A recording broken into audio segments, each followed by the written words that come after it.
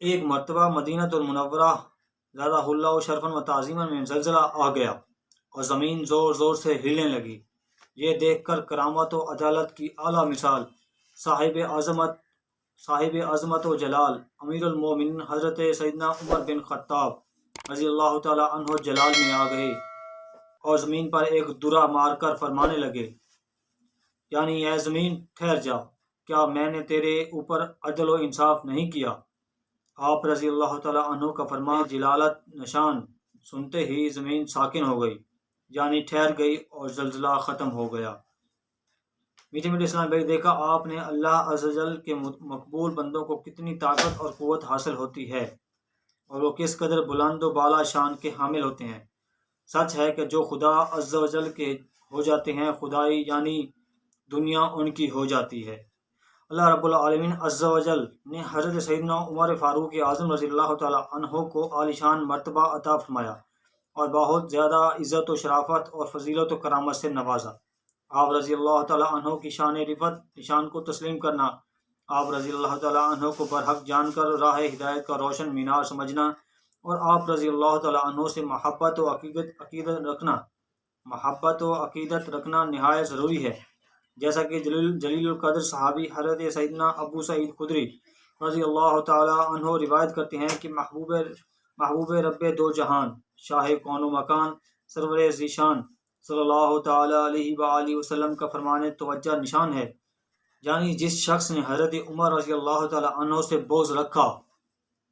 اس نے مجھ سے بغض رکھا، اور جس نے حضرت عمر رضی اللہ تعالیٰ عنہ سے محبت کی اس نے مجھ سے محبت کی۔ میٹھے میٹھے اسلام بھائیو، اللہ عز و جل اور اس کے پیارے رسول صلی اللہ علیہ وآلہ وسلم کے پیارے آسمان ہدایت کے چمکتے دمکتے ستارے، دکھی دل کے سہارے، غلامان مصطفیٰ کی آنکھوں کے تارے، حضرت سیدنا ابو حفص عمر بن خطاب رضی اللہ تعالیٰ عنہ کی شان اور ان سے محبت کرنے کا انعام آپ نے ملاحظہ فرمایا کہ آپ رضی اللہ تعالیٰ عنہ سے محبت کرنا گویا رسول پاک صاحب لولاق سیاح افلاق صلی اللہ تعالیٰ علیہ وآلہ وسلم سے محبت کرنا ہے، اور معاذ اللہ عز و جل آپ رضی اللہ تعالیٰ عنہ سے بغض و عداوت تاجدار رسالت صلی اللہ علیہ وآلہ وسلم سے بغض و عداوت کے مترادف ہے،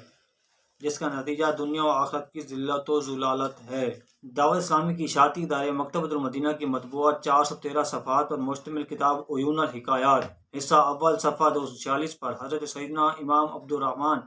بن علی جوزی علیہ رحمۃ اللہ القوی تحریر فرماتے ہیں، حضرت سیدنا خلف بن تمیم علیہ رحمۃ اللہ العظیم فرماتے ہیں، حضرت سیدنا ابو الحسیب بشیر علیہ رحمۃ اللہ القدیر کا بیان ہے کہ میں تجارت کیا کرتا تھا اور اللہ غفار عز و جل کے فضل و کرم سے کافی مالدار تھا، مجھے ہر طرح کی آسائشیں میسر تھیں اور میں اکثر ایران کے شہروں میں رہا کرتا تھا۔ ایک مرتبہ میرے مزدور نے بتایا کہ فلاں مسافر خانے میں ایک لاش بے گور و کفن پڑی ہے، کوئی دفنانے والا نہیں۔ یہ سن کر مجھے اس مرنے والے کی بے کسی پر ترس آیا اور خیر خواہی کی نیت سے تجہیز و تکفین کا انتظام کرنے کے لیے میں مسافر خانے پہنچا تو دیکھا ایک لاش پڑی ہے جس کے پیٹ پر کچی اینٹیں رکھی ہیں۔ میں نے ایک چادر اس پر ڈالی تھی، اس لاش کے قریب اس کے ساتھی بھی بیٹھے تھے۔ انہوں نے مجھے بتایا کہ یہ شخص بہت عبادت گزار اور نیکوکار تھا، ہمارے پاس اتنی رقم نہیں کہ ہم اس کی تجہیز و تکفین کا انتظام کر سکیں۔ یہ سن کر میں نے اجرت پر ایک شخص کو کفن لینے اور دوسرے کو قبر کھودنے کے لیے بھیجا، اور ہم لوگ مل کر اس کی قبر کے لیے کچی اینٹیں تیار کرنے اور اسے غسل دینے کے لیے پانی گرم کرنے لگے۔ ابھی ہم انہی کاموں میں مشغول تھے کہ یکایک وہ مردہ اٹھ بیٹھا، اینٹیں اس کے پیٹ سے گر گئیں، پھر وہ بڑی بھیانک آواز میں چیخنے لگا، ہائے آگ، ہائے ہلاکت، ہائے بربادی، ہائے آگ، ہائے ہلاکت، ہائے بربادی۔ اس کے ساتھی یہ خوفناک منظر دیکھ کر وہاں سے بھاگ کھڑے ہوئے، لیکن میں ہمت کر کے اس کے قریب گیا اور بازو پکڑ کر اسے ہلایا اور پوچھا، تو کون ہے اور تیرا کیا معاملہ ہے؟ وہ کہنے لگا، میں کوفے کا رہائشی تھا اور بدقسمتی سے مجھے ایسے برے لوگوں کی صحبت ملی جو حضرت سیدنا صدیق اکبر اور حضرت سیدنا فاروق اعظم رضی اللہ تعالیٰ عنہ کو گالیاں دیا کرتے تھے۔ استغفر اللہ، معاذ اللہ عز و جل، اور ان کی بری صحبت کی وجہ سے میں بھی ان کے ساتھ مل کر شیخان کریمین یعنی حضرت سیدنا صدیق اکبر اور حضرت سیدنا فاروق اعظم رضی اللہ تعالیٰ عنہ کو گالیاں دیتا اور ان سے نفرت کرتا تھا۔ استغفر اللہ۔ حضرت سیدنا ابو الحسیب بشیر علیہ رحمۃ اللہ القدیر فرماتے ہیں، یہ سن کر میں نے توبہ استغفار کی اور اسے کہا، اے بدبخت، پھر تو واقعی سخت سزا کا مستحق ہے، لیکن یہ تو بتا کہ تو مرنے کے بعد زندہ کیسے ہو گیا؟ تو وہ کہنے لگا، میرے نیک اعمال نے مجھے کوئی فائدہ نہ دیا۔ صحابہ کرام رضوان اللہ تعالی علیہم اجمعین کی گستاخی کی وجہ سے مجھے مرنے کے بعد گھسیٹ کر جہنم کی طرف لے جایا گیا اور وہاں مجھے میرا ٹھکانہ دکھایا گیا اور کہا گیا،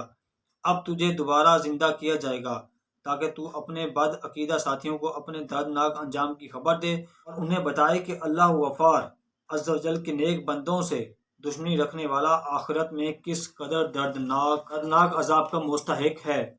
جب تو ان کو اپنے بارے میں بتا چکے گا تو تجھے دوبارہ تیرے اصلی ٹھکانے یعنی جہنم میں ڈال دیا جائے گا۔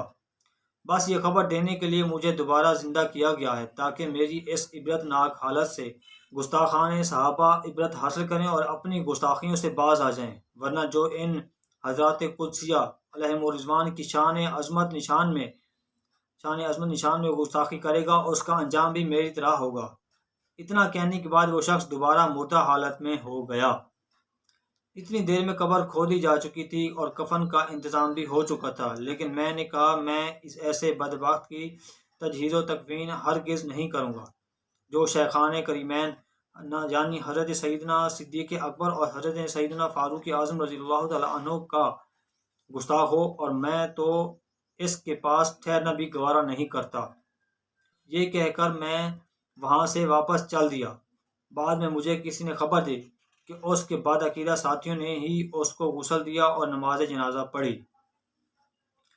ان کے علاوہ کسی نے بھی نماز جنازہ میں شرکت نہ کی۔